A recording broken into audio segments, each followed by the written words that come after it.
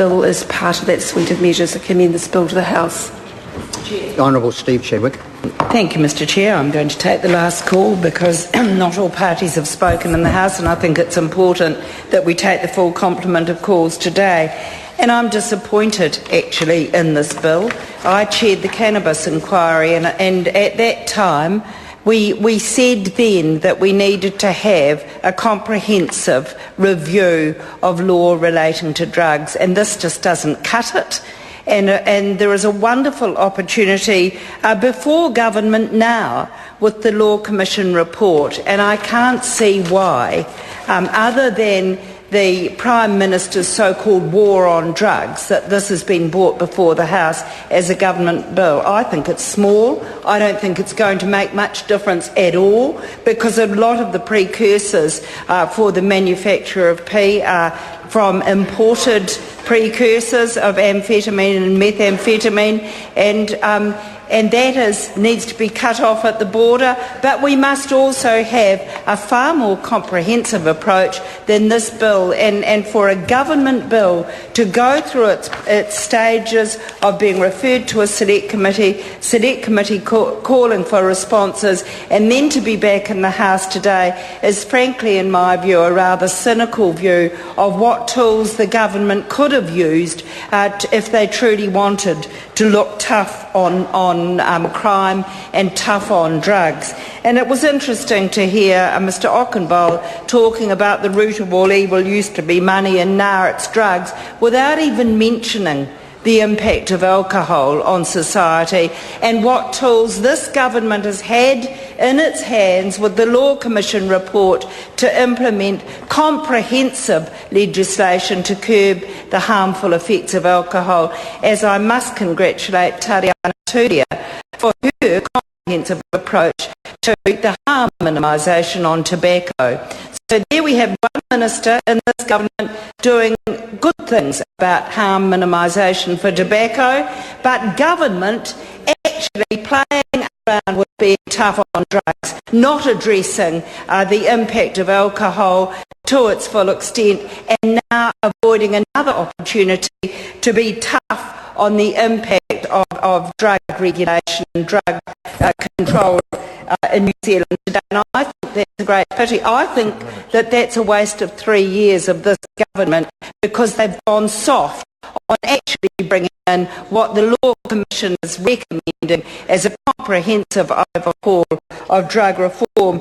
One initiative I do want to challenge was a comment made by Rahui Katani about the sale of precursors to P by pharmacists.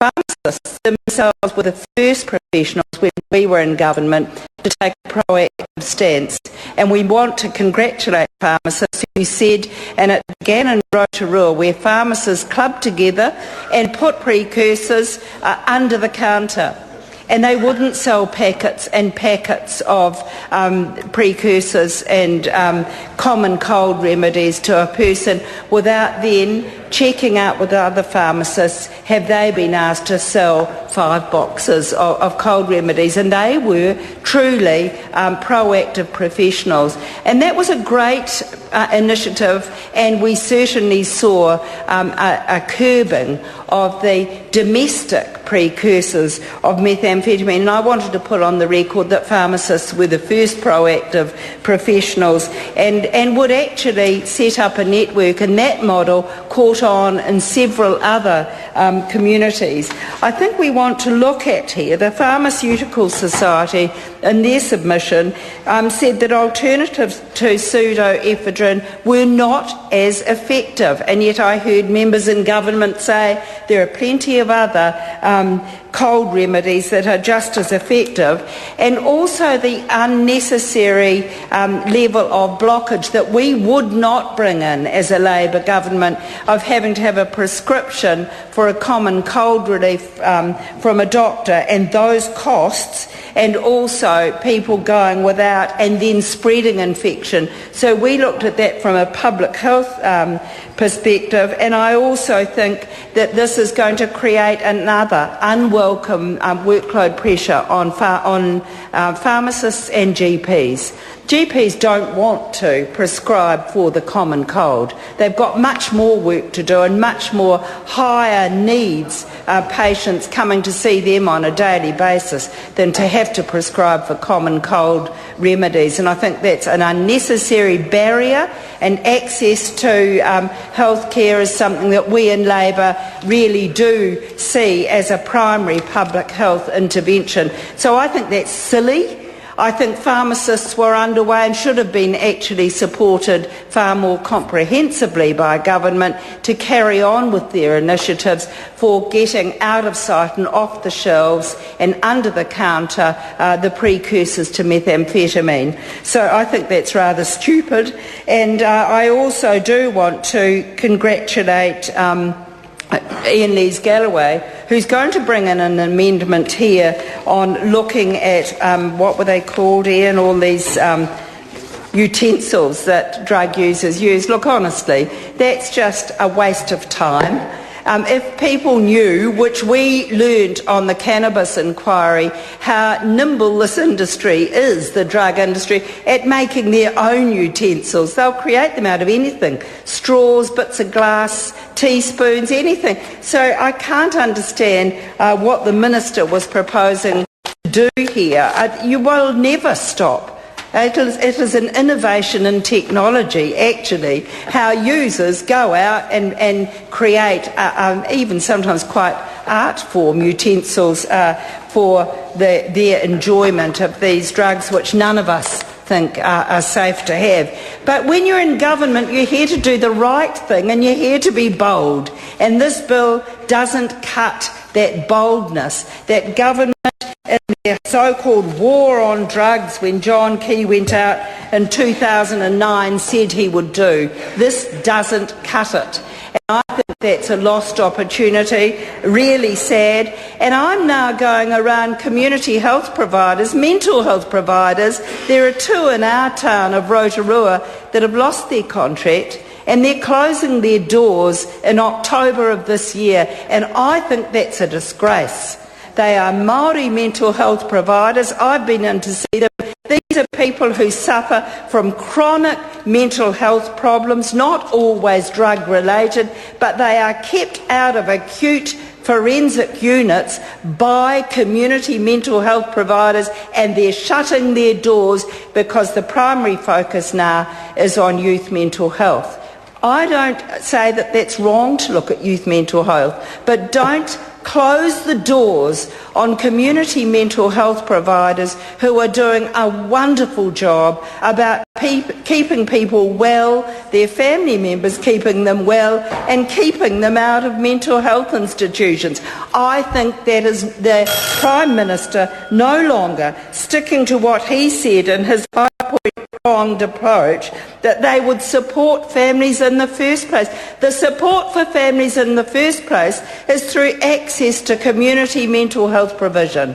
And that's where these people are supported, and their wider family are supported and uffied about the problem that these people and these families have. And that's the whānau ora approach, which we too will support when we get back into government. So, Mr Speaker, I think it's very sad that this opportunity is a lost opportunity 2.5 years later. This is the best that this government can do.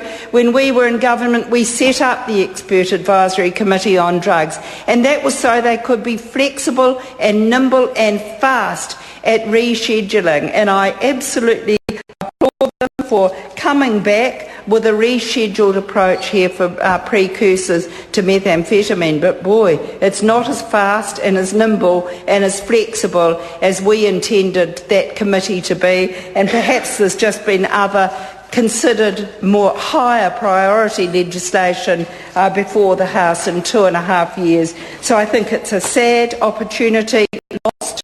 The Law Commission report will call for a comprehensive reform of drug use in this country and drug legislation relating to drug use, and we will be looking at that reform in our approach to managing the scourge of drugs in our society.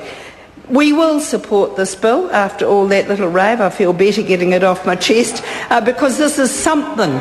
It's something, but it's small and not that consequential. And I'm afraid in 3 years' time we'll be coming back to this House saying it didn't. Sorry to interrupt the honourable member. Her time has expired. Members, this debate is concluded. The question is that the motion be agreed to. Those of that opinion will say aye. To the contrary, no. The ayes have it. Yes, a party vote's been called. I'll ask the clerk for a party vote. New Zealand National.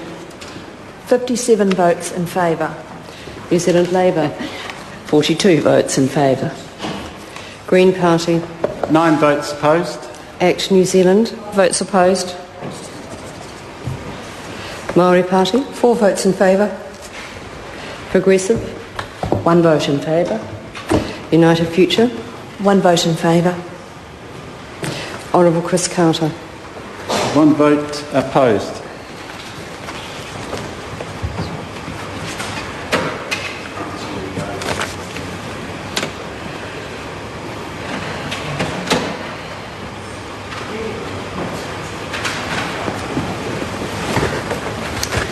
Members, the ayes are 105, the noes are 15. The motion is agreed to. Misuse of Drugs Amendment Bill. Second reading. This bill is set down for committee stage next sitting day. Call on Government